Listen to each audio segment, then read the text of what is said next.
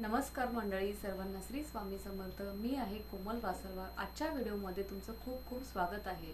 तर मैत्रिणींनो, मी आजपासून माझं डेली रुटीन ब्लॉग, दिवसभरामध्ये माझी काय काय रुटीन असतं हे मी तुमच्यासोबत शेअर करणार आहे. माझा साधा सोपा स्वभाव आणि माझ्या घरातली साधी सोपे रोजचे डेली रुटीनमधले काय काय कामे असतात हे मी तुमच्यासोबत शेअर करणार आहे. तर मैत्रिणींनो, मी तुमच्यासोबत आशा करते की माझे हे साधे सोपे जीवन नक्कीच तुम्हाला आवडेल. आणि जर तुम्हाला आवडले तर माझ्या चॅनलला लाईक करा, शेअर करा आणि सबस्क्राईब करा. आज मी तुम्हाला माझं आजचं डेली रुटीन लाईफ शेअर करणार आहे. तर चला बघू, सकाळचं रुटीन मी तुम्हाला आज शेअर करणार आहे. सकाळचे वाजले होते 6 आणि बाहेर अजूनही हलकासा गारवा होता. पक्ष्यांचा मंद आवाज वातावरणामध्ये ऐकायला येत होता.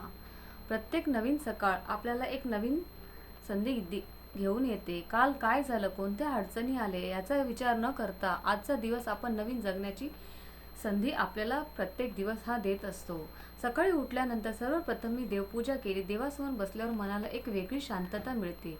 काही क्षणासाठी सगळ्या चिंता, सगळा ताण विसरून मन सकारात्मक विचाराने भरून गेलं आणि नेहमी वाटतं दिवसाची सुरुवात जर श्रद्धेने आणि कृतज्ञतेने झाली तर पूर्ण दिवस आपला शुभ जातो. देवपूजा झाल्यानंतर घरातील कामाची सुरुवात झाली.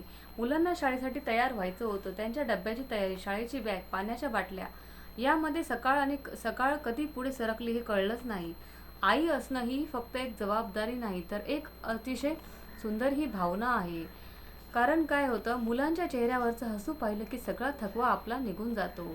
आज नाश्त्यासाठी मी गरमागरम माझं सर्व घरकाम पूर्ण झालं होतं.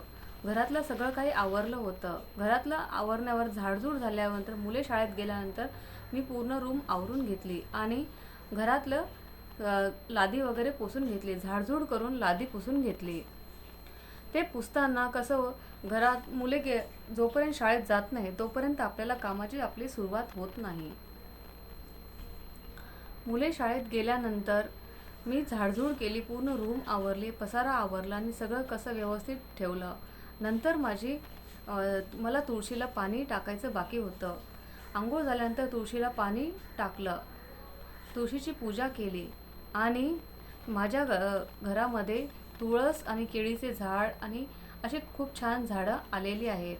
ते झाल्यानंतर माझी देवपूजा तर झालीच होती. व्हिडिओ शूट करायचा बाकी होता म्हणून नंतर मी शूट केला. माझी पूजा वगैरे झाली. नंतर मला मुलांच्या डब्यासाठी पराठे करायचे होते. आज नाश्त्यासाठी आणि डब्यासाठी मी गरमागरम पराठे बनवले होते. स्वयंपाकघरात पराठ्याचा सुगंध दरवळत होता. घरात सगळे आज जेवायला बसले. स्वयंपाकघरात सगळेजण जेवायला बसले की मनाला वेगळाच आनंद मिळतो. आपले हातचे अन्न जेव्हा आपले कुटुंब आवडीने खाते तेव्हा त्या आनंदाची तुलना कोणत्याही गोष्टीची होऊ शकत नाही. मुलं शाळेत गेल्यानंतर घरात थोडी शांतता पसरली. पण गृहिणीचा दिवस इथेच थांबत नाही. भांडी, कपडे, घराची स्वच्छता, आवराआवर अशी अनेक कामं माझी वाट पाहत होती. एक एक काम पूर्ण करताना मला नेहमी वाटत होतं की जीवनही असंच चालू असतं. एकाच वेळी एक पाऊल टाकत गेले की मोठ्यातले मोठे कामही पूर्ण होऊ शकतात. हे सगळं काम करताना माझ्या मनामध्ये विचार येत होते आणि माझं इकडं पराठे आणि साहिलचे पप्पा जेवणाचे बाकी होते. त्यांच्यासाठी एकीकडे चहा ठेवला होता आणि नंतर मी पराठे वगैरे केले. पराठे करून त्यांना मी नाश्त्यासाठी पराठा दिला. त्यांना जायचं होतं गावाला. ते झाल्यानंतर नाश्त्याला त्यांना प्लेट दिली तर ते नको बोलले, मी नंतर खाईन बोलले. ते झाल्यानंतर मी चहा ठेवला. मग पुन्हा त्यांना चहा देण्यासाठी पुन्हा इथे आली. तोपर्यंत माझे 2-3 पराठे बाकी होते. ते करता मला थोडा वेळच गेला आणि मग नंतर सर्व काम झाल्यानंतर मी आवरून घेतलं.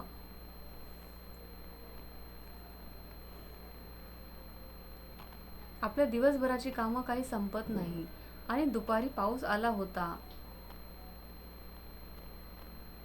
दुपारच्या वेळेमध्ये अचानक पाऊस पडला. खिडकीतून येणारा मातीचा सुगंध मनाला प्रसन्न करून गेला.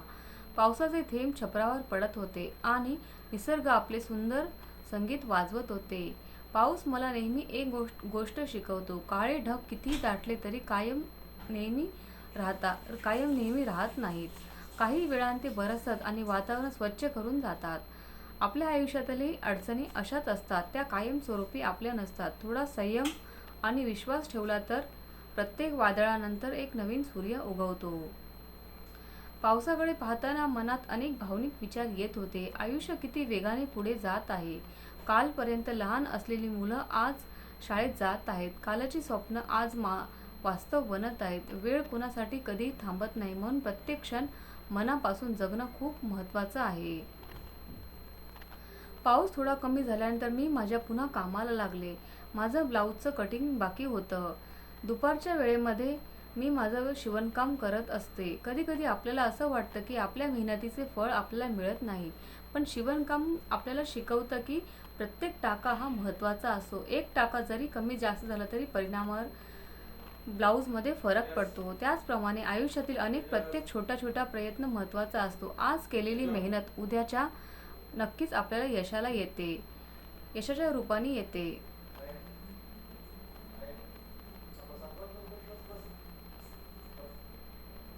शिवणकाम मला नेहमी शिकवत असतं, घाई केली तर काम बिघडतं. आयुष्यातही तसंच आहे. प्रत्येक गोष्ट योग्य वेळी घडते आणि अनेकदा आपण लगेच परिणाम मिळावेत अशीच आपल्याला अपेक्षा असते.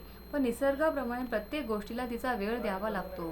प्रत्येक टाका टाकताना असं मला वाटत होतं की आयुष्याची गोष्ट आपणच शिवत असतो. आपल्या निर्णयाचे, आपल्या मेहनतीचे आणि आपल्या विचारांचे टाके मिळून आपल्याला आपलं भविष्याचं सुंदर चित्र तयार होतं. कधी कधी थकवा खूप येतो, निराशा येते, काही गोष्टी मनासारख्या होत नाहीत, पण थांबून जाणं हा पर्याय नसतो. जशी नदी सतत वाहत असते तसं आपल्यालाही पुढे जात राहावं लागतं, कारण प्रवास हा कोणासाठीही थांबत नसतो आणि स्वप्नही थांबतात. आज ब्लाऊज शिवताना मला एक गोष्ट प्रकर्षाने जाणवली. आपण किती व्यस्त असलो तरी आपल्या आवडीसाठी आपण थोडा वेळ नक्की काढला पाहिजे, कारण आपल्या आवडी आपल्याला जिवंत ठेवतात. त्याच आपल्याला नवीन ऊर्जा देतात. आजचा संध्याकाळ जवळ येत होती. दिवसातील बहुतांश काम पूर्ण झाले होते. मागे वळून पाहिले तर सकाळपासून कितीतरी गोष्टी केल्या होत्या. देवपूजा, घरकाम, मुलांची काळजी, स्वयंपाक, शिवणकाम, त्याचबरोबर स्वतःबरोबर घालवलेले काही शांत क्षण. आजचा दिवस मला पुन्हा एकदा शिकवून गेला की आनंद मोठ्या गोष्टींमध्ये नसतो, तो रोजच्या छोट्या छोट्या क्षणांमध्ये हा दडलेला असतो. कुटुंबासोबतचा वेळ आणि आपल्या आवडीचं काम, पावसाचा सुगंध, देवासमोरची शांत प्रार्थना, हेच तर आपल्या मनाचे खरे आनंदाचे क्षण आहेत. जर तुम्ही तुमच्या आयुष्यामध्ये एखाद्या कठीण काळातून जात असाल तर एक गोष्ट नेहमी लक्षात ठेवा, कोणतीही रात्र कायमची नसते. प्रत्येक रात्रीनंतर सकाळ ही नवीन येतच असते. प्रत्येक अडचणीनंतर एक नवीन संधी आपल्याला उपलब्ध होते. म्हणून स्वतःवरती नेहमी विश्वास ठेवा आणि प्रयत्न करत राहा. तर मैत्रिणींनो, आजचा हा ब्लॉग तुम्हाला कसा वाटला हे कमेंट बॉक्समध्ये नक्की मला सांगा. तुमचा पाठिंबा आणि तुमचे प्रेम माझ्यासाठी खूप महत्त्वाचं आहे.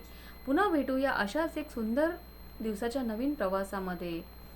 तर हे सगळं करता करता माझं ब्लाऊज पूर्ण झालं होतं. या ब्लाऊजला